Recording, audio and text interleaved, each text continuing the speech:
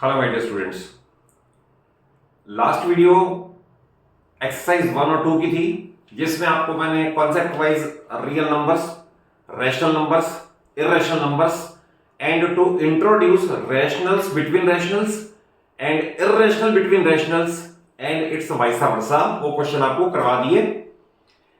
इस वीडियो में third exercise है और इनमें किस क्वेश्चन में क्या कॉन्सेप्ट इन्वॉल्व है मैं वो ट्राई करूंगा कि आपको क्लियर कर दूं, सो दैट आप नई सिचुएशन फेस करने में सक्षम हो, कामयाब हो। तो आप उनको लेंथी मेथड मींस अगर 2 to 3 मार्क्स डिस्क्रिप्टिव आ जाए तो उसमें क्या लिखना है और आपको सेल्फ वेरिफिकेशन करनी हो, लाइक एमसीक्यू आ जाए 1 मार्क में, तो बहुत टाइम नहीं है लिख के देखने के लिए, तो आपको वो मेथड भी बता दूंगा कि आप किस मेथड से अपना आंसर वेरीफाई कर सकते हो।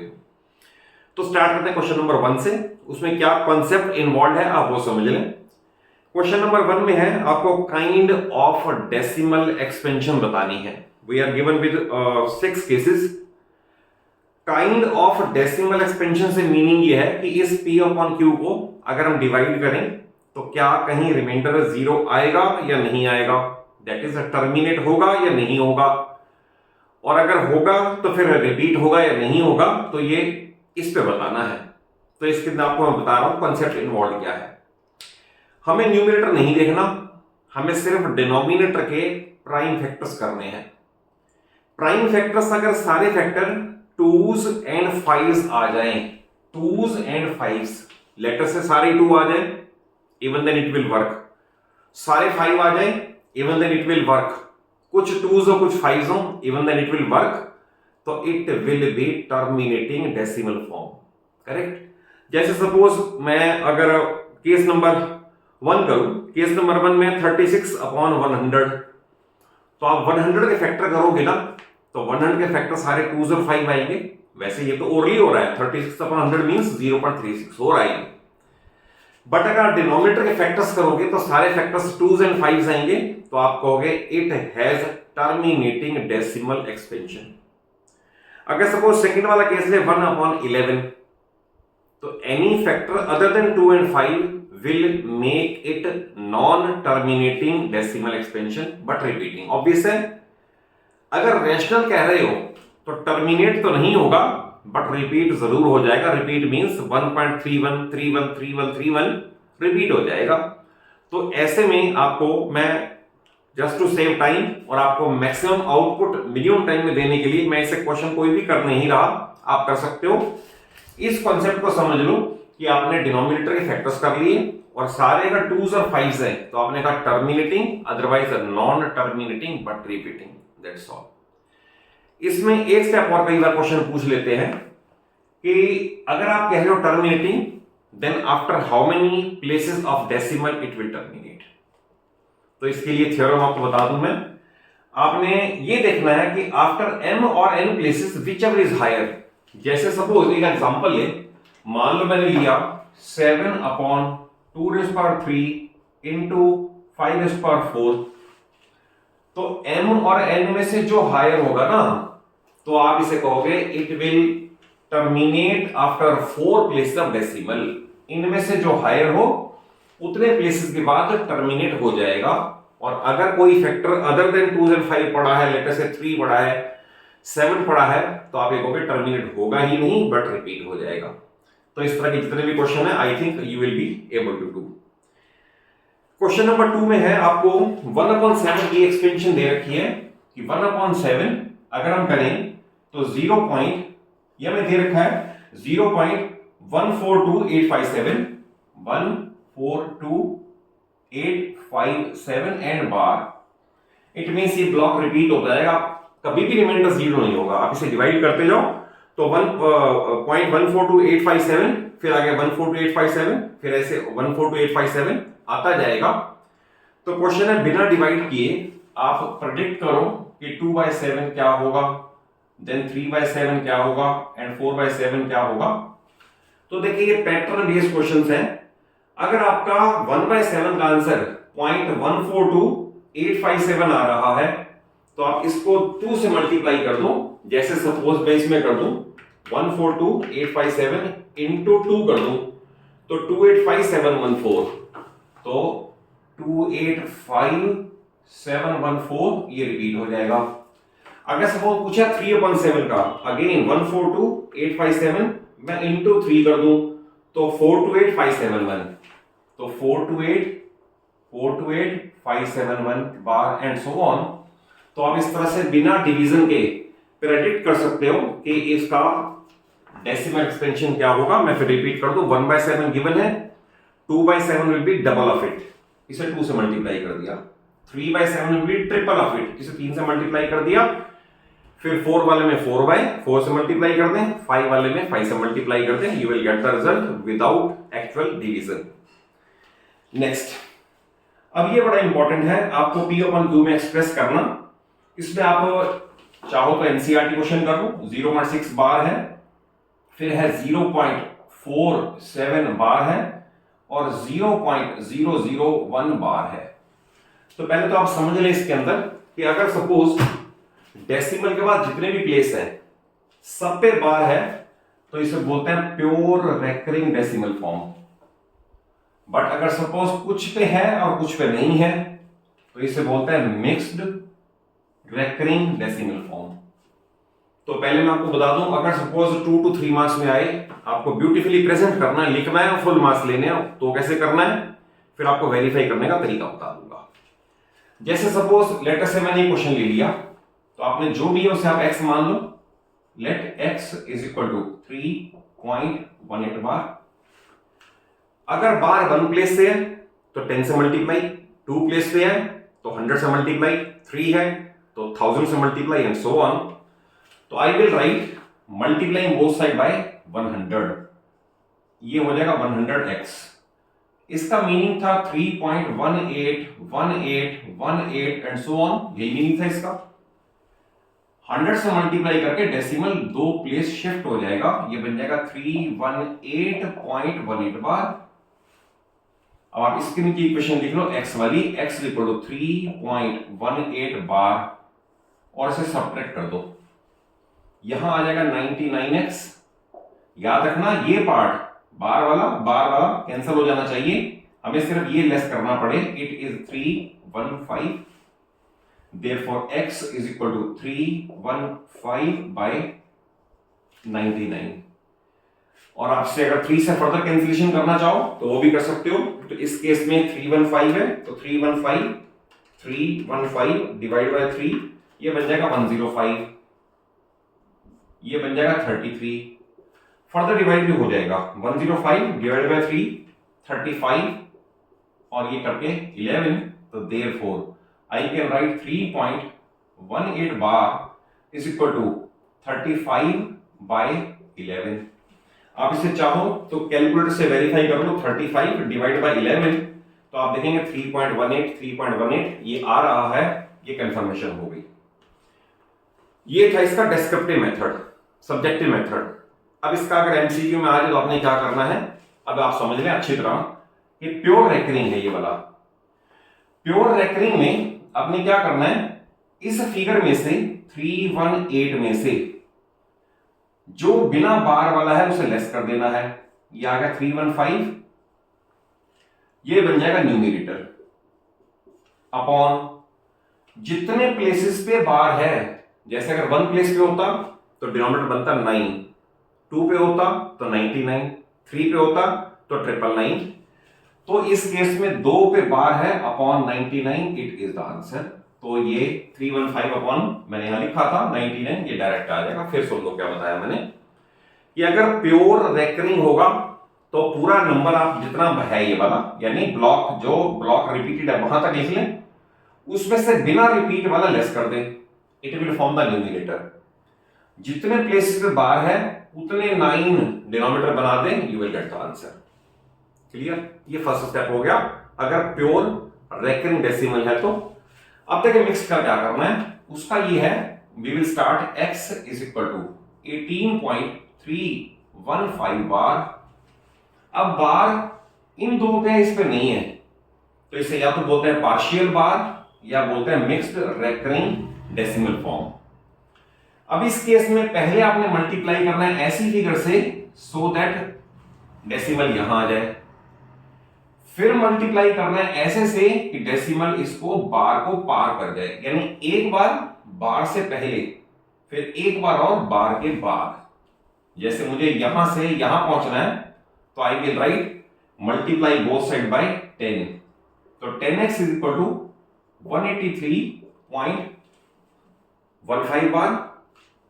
अब इस फिगर को मुझे यहां से यहां लाना है, तो I will right multiply both side by 100 further, और आगे ये बन जाएगा 1000x। 100 से कर दिया। अब आप इसका मीनिंग समझ लें, इसका मीनिंग है 183.151515 सो ऑन, तो ये बनेगा 18315.15 बार, ये बन गया। अब आपने x वाली इक्वेशन को छोड़ दें, जो दो इक्वेशन ये है इनका सब्ट्रैक्शन कर दें 183.15 बार, दैट इज इसमें x वाली यूज नहीं करनी, आपने दो बार मल्टीप्लाई किया है, उनमें से बड़ी इक्वेशन को ऊपर रखो, छोटी इक्वेशन को नीचे रखो और सब्ट्रैक्ट कर दो, ये बनेगा 990x। ऑब्वियस है ये पार्ट कैंसिल होना चाहिए। हमारे पास है 18315 माइनस 183, ये आ गया 18132, तो therefore x is equal to 18132 upon 990। आप इसे वेरीफाई कर लो या इसे लोएस्ट में लाओगे, वो जरूरी है लाना, तो आप इसको लोएस्ट में ले आना। मैं आपको इसी स्टेज पे वेरीफाई करके बता देता हूं। अगर मैं इसे डिवाइड करूं 990 से, तो इसका आंसर 18.31515 है, तो 18.3, तो ये रहा 1515 रिपीट आगे हो रहा है, तो हमारा आंसर टेलीड है, प्रोवाइडेड आप इस लोएस्ट में लिख दिया। ये था इसका सब्जेक्टिव मेथड। अब इसका ऑब्जेक्टिव मेथड क्या है जो आप वेरीफाई भी कर सकें। आपने क्या करना है, अगर मिक्स्ड फॉर्म में है, यानी मिक्स्ड रेकरिंग डेसिमल फॉर्म है, ये वाला केस है अगर, तो आप पहले पूरी फिगर लिख लो। जैसे मैं लिखा 18315, इसमें से वो लेस कर दो जहां तक बार नहीं है, 183 लेस कर दो पहले, तो मैं इसे लिख रहा हूं 18315 minus 183, it will form numerator, तो 18132 विल फॉर्म न्यूमरेटर।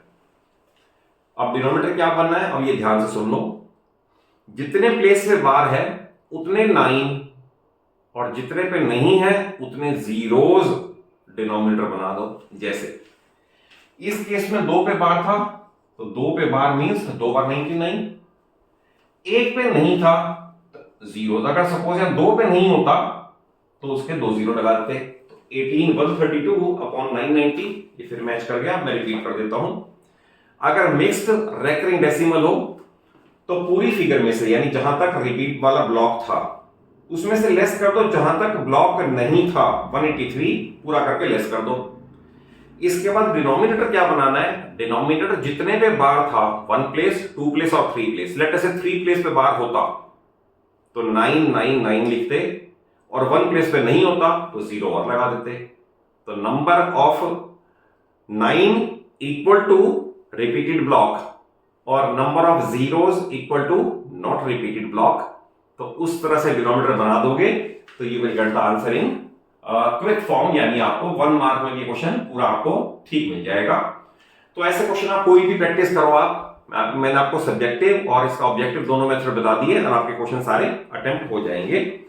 ये हमारा कवर हो गया क्वेश्चन नंबर 3।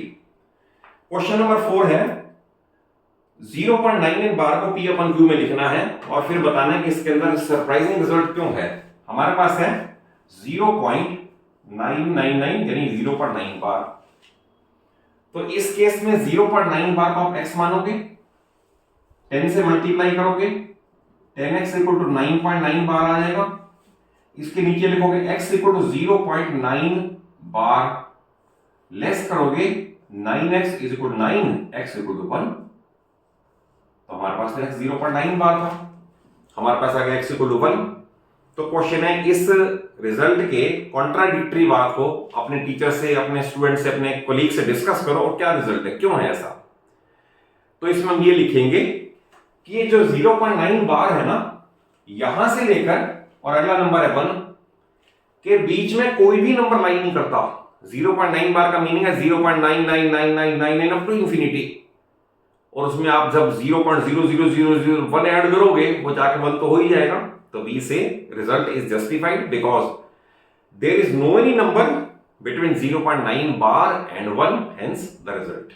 तो इसका आंसर 1 आएगा। ये क्वेश्चन इंपॉर्टेंट है। Next, what are the maximum number of digits in the repeated block of 1/17? तो आपको 1 को 17 से डिवाइड करना है। अब इसमें मैं टाइम वेस्ट नहीं कर रहा क्योंकि डिवीजन का काम है, आप सब जूनियर क्लासेस में कर चुके हो। डिवीजन करने का बताना कितने का ब्लॉक रिपीट हुआ। तो आप इसके बाद जब आप डिवाइड करोगे ना, डिवाइड करने के बाद 16 प्लेसेस पे, यानी टोटल 16 प्लेसेस के ऊपर बार लग जाएगा और उसके बाद फिर रेपिटेशन शुरू हो जाएगा। तो आपको एक्चुअल का डिवीजन करना है और डिजिट्स काउंट करने हैं आफ्टर डेसिमल, और वो आएंगे 16 डिजिट्स आफ्टर डेसिमल। तो 16 डिजिट्स का रिपीटेड ब्लॉक होगा, 16 डिजिट्स के ऊपर बार लग जाएगा। तो ये इस क्वेश्चन का मीनिंग है। नेक्स्ट है, look at several rational expression of the form p upon q where p and q are integers or having terminating decimal expansion. Can you guess what the property q has? तो देखिए p upon q में अगर terminate हो रहा है तो हम ये कहेंगे all factors of denominator are 2s and 5s, that's all.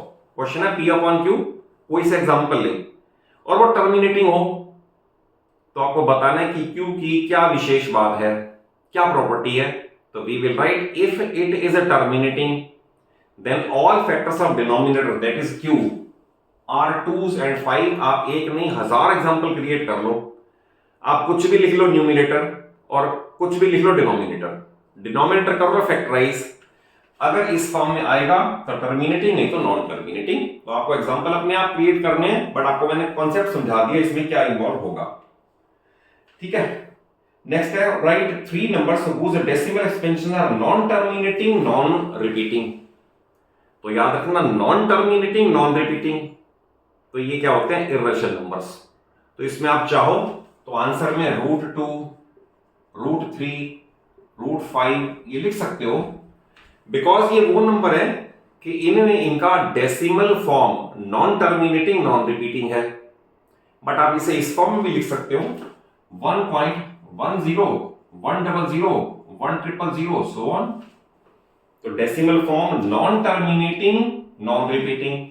आप लिख सकते हो 2.10, 100, 100, सो ऑन। आप लिख सकते हो 3.110, 1100, 1100, एंड सो ऑन। तो आपने कोई सी भी एग्जांपल क्रिएट करना है, याद ये रखना है कि decimal form non terminating non repeating that is irrational number वाली हो। नेक्स्ट है, find 3 different irrational numbers between 5/7, 9/11। तो 5/7 और 9/11 का आप अप्रोक्सीमेटली डेसिमल वैल्यू निकाल लो।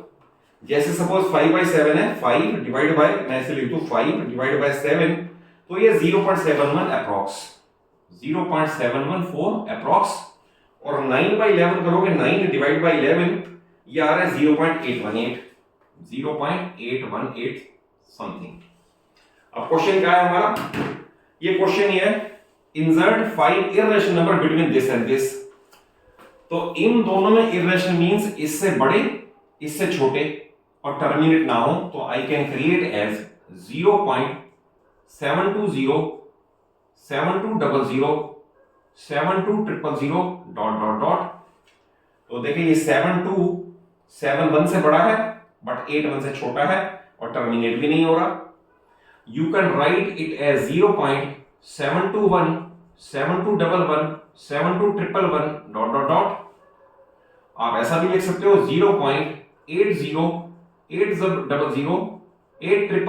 डॉट डॉट, क्योंकि 8 1 है, हम 8 1 तक नहीं पहुंच रहे, हम 8 1 से कम है।